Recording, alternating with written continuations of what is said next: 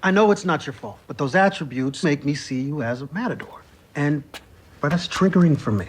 I did do some light matadoring in college. Oh my God, dude, what? How could We you do have to guard against codependency here. We are not codependent. Interesting. What the hell am I watching?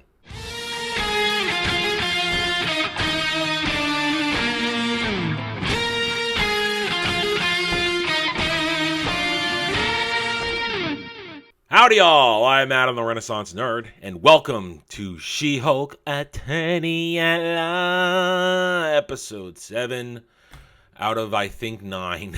I really hope so, because here we are. We are 7 weeks in. It's never been funny. And listen, I know I have used this term ad nauseum, as has every other reviewer of this show. Literally nothing happens in this episode. The events of this episode could have been encapsulated into 5 to 6 minutes. There is no story here. This whole episode is about Jen's hurt feelings. We'll talk about it. Literally, we're going to breeze through this. I have even nothing to really even complain about. It's just boring and sad and pathetic. And not a superhero show, and not even a comedy. The show doesn't even know what it wants to be, with the whole central part of this being about fifis and trying to be dramatic with an unearned monologue, because it flies in the face of how Jen has behaved this entire show. These people do not understand what they're doing. They don't know how to write. They don't know how to express human emotion. It's all fake. It's all pretend. It's all what they think people should say, how they think people should sound. And then the reveal, they had a great moment to really subvert our expectations in a good way. And the way they ended up giving us what we expected. Even though I missed it last week, some other people didn't, but I missed it. It's not surprising. Anyway. All right, let's just get this over with so I can do something fun instead. Hello? Oh, are you going down a rabbit hole on that intelligentsia site? What? No, I don't care what a bunch of losers say about me online. Can't even say it to my face because they know they get Hulk smashed. Oh, you didn't think I'd miss that one, did you? Anywho, let's just get through this, shall we? Jen prancing around her house. The episode begins her prancing around, all happy because she's going on a date with Josh, who likes her for Jen. She's all happy. He's waiting outside, and now we get a little montage of them going on dates. Let's go out together to dinner. Let's go out to a food truck. Let's go to a drive-in movie. And on date number 3, the legs are open. Welcome to Shangri-La. You can have your way with it. Hey, at least it took more than just the plate of fries this time. Oh, Jen's a slut. We get the post-coitus morning. Oh, he's ditched. He's ditched. Right away, you're thinking, okay, something's got to be up. But Jen doesn't think that, because now Jen starts to spiral. We get another montage of Jen spiraling, that he's ghosting her. He's not replying to her texts. He isn't calling her back. We're supposed to feel sorry for Jen, because we don't. Because Jen's an insufferable bitch. She's a narcissist. It's been all about Jen all the time since the show began. She hasn't cared about anybody else, so why should we care about Jen? She's even looking at her phone in work, hoping, waiting that something's going to happen. And eventually then we get to the clip I just showed you. She's in her office. Say hello to Nikki. Say goodbye to Nikki. That's all we get at Nikki this episode. Thank God now, because Nikki's become annoying. That line. First, Nikki says, oh, you've been nominated for Female Lawyer of the Year. Yeah, that's not a blatant setup for something, probably. Good Lord. She asks her, oh, are you rabbit holing over Josh? No, first is, are you the intelligentsia thing, and then Josh. But let's stop on the line there. I don't care what a bunch of losers online have to say about me. Oh, you're talking about us who are criticizing your crap show. Oh, you're so quick. They think they're witty. They think they're smart and they're quick and they're getting a good jab at those toxic hating nerds. Guess what? You're fodder. You're fodder for me. I am just going to keep doing this. You're not stopping us. You're not stopping anybody. We are going to keep criticizing your show till the very end. So much so that maybe, hopefully, you don't get a season 2. You terrible hacks.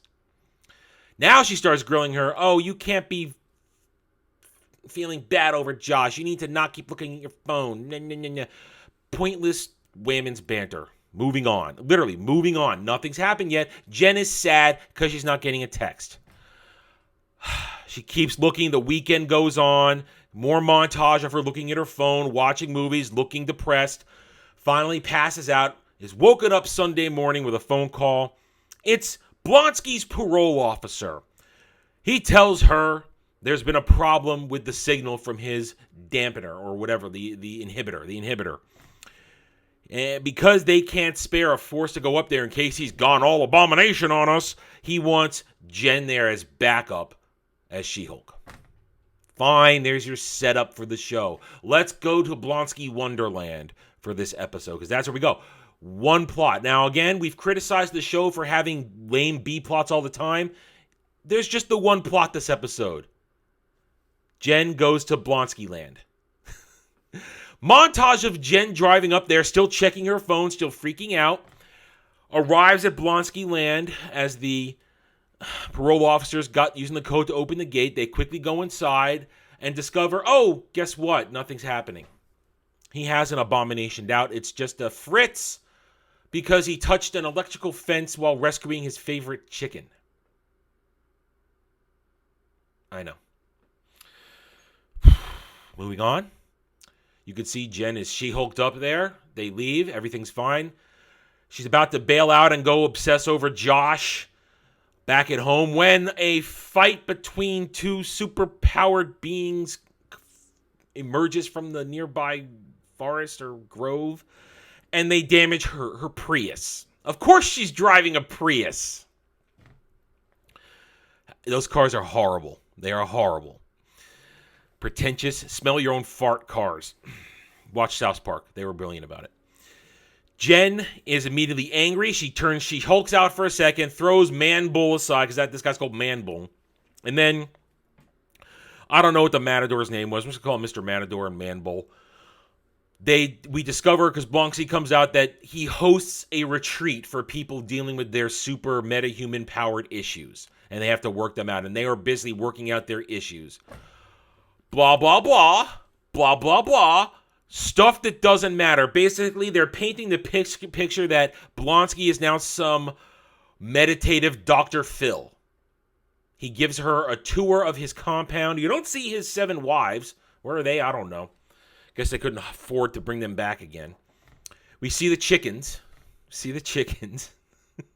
Why? I don't know. You realize there'd be chicken shit everywhere. Have you never had free-range chickens on a farm? I've been on a farm with free-range chickens. They shit everywhere. That place should be covered in chicken shit. I'm telling you. Oh, but chickens. Gives her a tour, shows her a sweat lodge, talks about this and that. It's going to be half a day till a pickup truck can come grab her car. Unfortunately, Blonsky has no Wi-Fi or cell reception in Blonsky Land. Therefore, Jen spends another montage, the third montage of the episode, wandering around looking for service. We are literally a third of the way through the episode now. 10, 12 minutes in of this 30-odd minute episode. Nothing happened. Oh, we're building up to what they consider something. Jen wanders around until she stumbles into, I guess, the therapy session room where we discover Blonsky is holding a session for Man-Bull, Mr. Matador, and 2 other losers, eventually a third, who all have their issues with their powers. I'm not going to bother telling you their names because, frankly, there's a porcupine man and a guy who thinks he's a vampire. Jen sits down and basically watches their therapy session, which, again, that's a little, what's a good word? Insulting. These are guys who don't know who you are, and you're just going to insert yourself in. Now, of course, that's not going to matter in a few minutes because they're all going to be such good friends momentarily. While she's sitting there, dude who was part of the what was supposed to be the wrecking crew who tried to steal her blood many episodes ago, remember that? He walks out of there all happy and soy-boyed up. She freaks out, attacks him as Hulk. He tries to back off, and everybody then gets upset. Eventually, then, because of her action, they're all going, Jen, you're dealing with something else. And she gets roped into the therapy session. We have gone a good 15, 16, 17 minutes, maybe 18 at this point, I think, to get to now where Jen, they're going to have a therapy session for Jen. That's right, guys. In your superhero show, in a show that was supposed to be comedy, here comes your dramatic self-awareness or lack of self-awareness, because I'm going to play the part of it now, and we're going to talk about Jen's little monologue. Like, you think life would be so much easier if I were that person.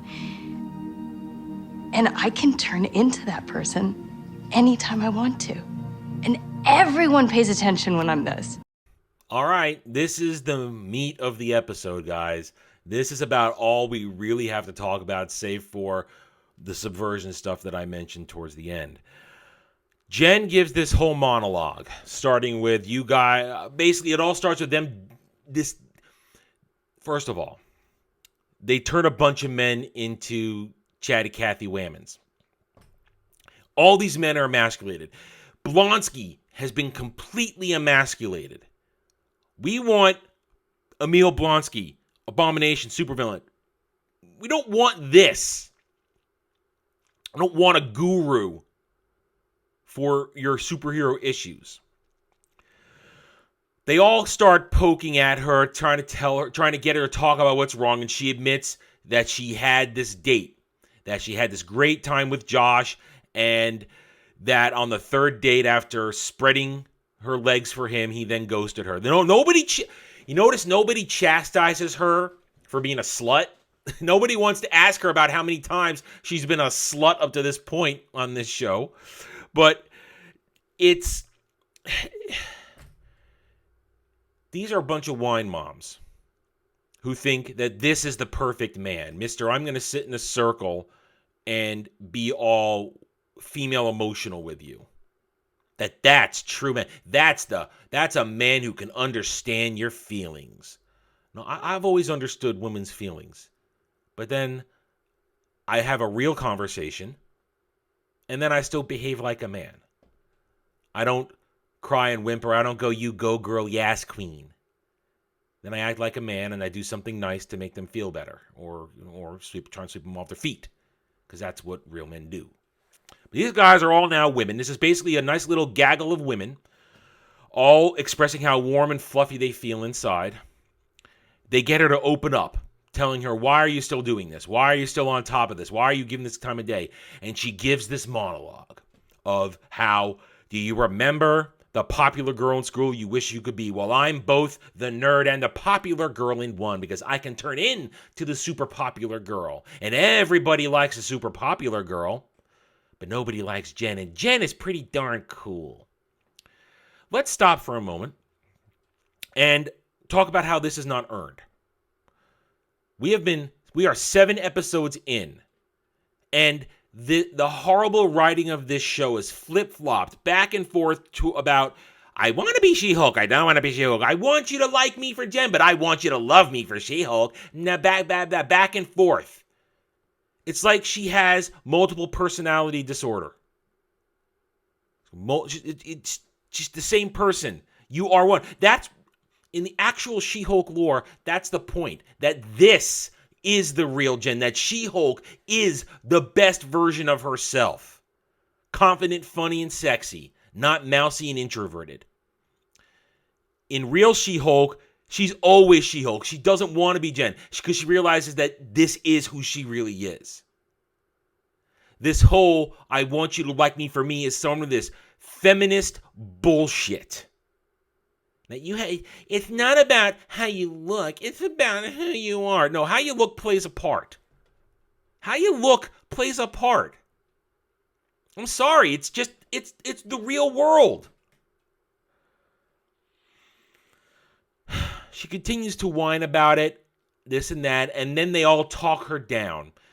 And here's where they had a moment to do some good subversion, proper subversion. Because let's be honest, this whole show, we've had no idea who or what the enemies after She-Hulk are. Been dancing on it, and they could have done it. It could have been blatant because Mr. Crowbar Wrecking Crew is there.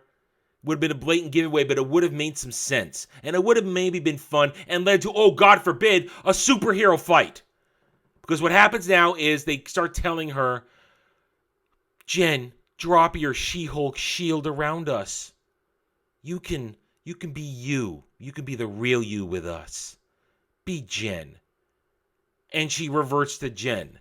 Now, if these writers had any sort of talent for fun and entertainment, this would have been the moment where they all gang attacked her and tried to get her. That maybe Emil Blonsky could have been pulling the strings all along. Could have been Emil all along.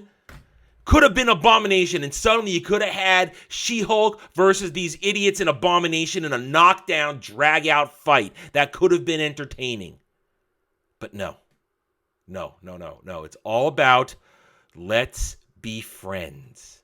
Let's be emotional. Let's go beat up Josh for ghosting you. Let's all find inner peace. And she's all happy now because they're all such good friends, despite the fact that she walked into their private session and sat there and gawked and then ruined it by picking a fight with one of their idiot fellows. But she's welcome because they're all whammons. They're all basically male feminists. And Blonsky, he's a joke. He's pathetic. He's dumb. I want to see Abomination. I don't want to see Emil Blonsky. They get her to go to the hut. Like, I had a good hut. And they're like, yay! End of the episode, basically. Here comes the pickup truck. Emil tells her it's be happy with yourself. She thanks him for his platitudes, but understands it's coming from a good place. She gets in the pickup truck after, of course, they convince her to delete Josh's text. Gets in the pickup truck, the tow truck, and is going home. And you see her wistfully looking off in the distance, thinking about things. Now we learn what happened to Josh, or more accurately, the predictable thing. I missed this last week. A lot of people said in their reviews and their takes and discussions. I blew over it because, frankly, I thought it was just going to be lame. But no, I missed it. I admit it. I missed it. Mr. Observant missed it. We cut back to the night where Josh got some. We pick up. It's dead of night. He's easily getting out of bed. She is asleep. He did her raw and dirty, and she is passed out from pleasure. He gets up. We can see, he's copying her information to his phone, from her phone, so which means he's probably monitoring her on her phone. And then we walk over and we watch him take a picture of her passed out post-coitus. And then it flips around and, he's Hulk King. He's the mastermind who wants her blood. He's Mr. Behind the Intelligentsia. Maybe it was him in the lab. Although how that makes sense in that, I don't know, because during the lab scene, she was having fries with him. I don't know. Don't think. Just consume. There's the predictable one. A lot of people said that he was going to turn out to be part of the bad guys last week. Props to people who figured that one out. Went by me. I was paying attention. Oh, shit. I missed it. I admit it. I missed it. But there you go. Episode. Did we have any fun? I didn't.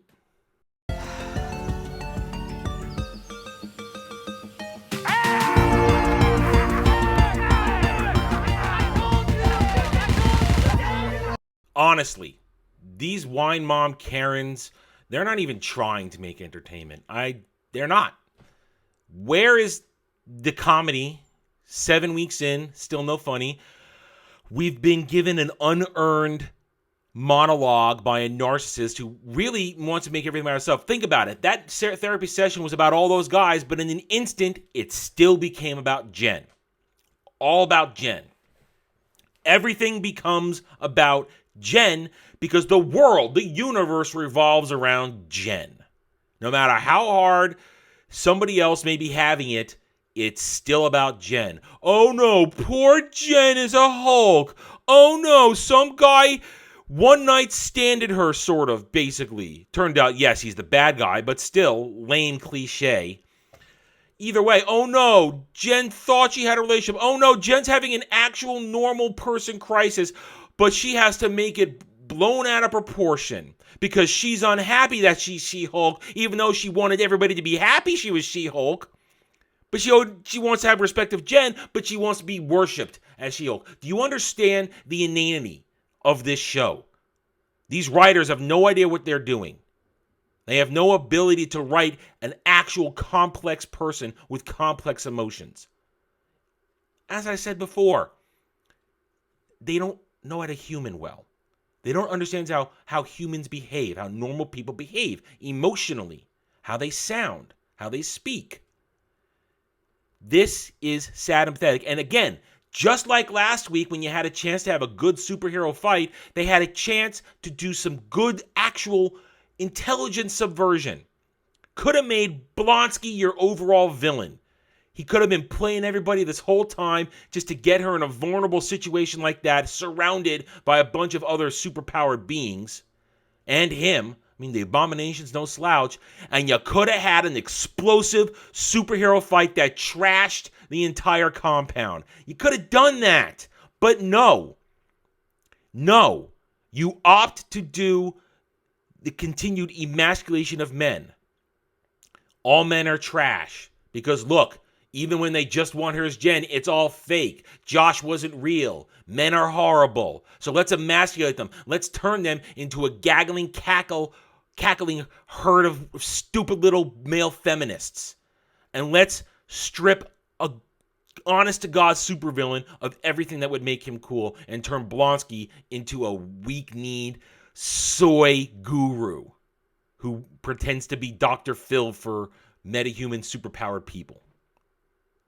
This is not fun. This is not entertaining. This is dog shit. And with, I guess, 2 episodes to go and still no Daredevil, even though they teased him 2 episodes ago, where are we going? Oh, Josh is going to get her blood somehow? Maybe it was that maybe it was that time of the month, and maybe he did what I've been saying they needed to do and go check the trash can for a visit from Aunt Flo.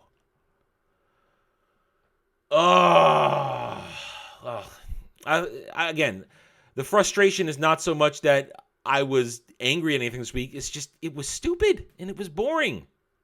But now we're done. I'll catch you next week with episode 8. What state I'll be in, who knows. Either way, thanks for watching. If you liked it, hit the like button, leave a comment. I'll see you guys next time. Take it easy. Thanks for watching, everybody. If you want to get in touch with me, you can reach out to me at therentnerd@gmail.com. That email's for channel business only, so I check it on a daily basis. Also, you can find me at the Geeks and Gamers forums under @ROAS, and you can find me at Rumble and Odyssey, The Renaissance Nerd. Thank you again. See you next time.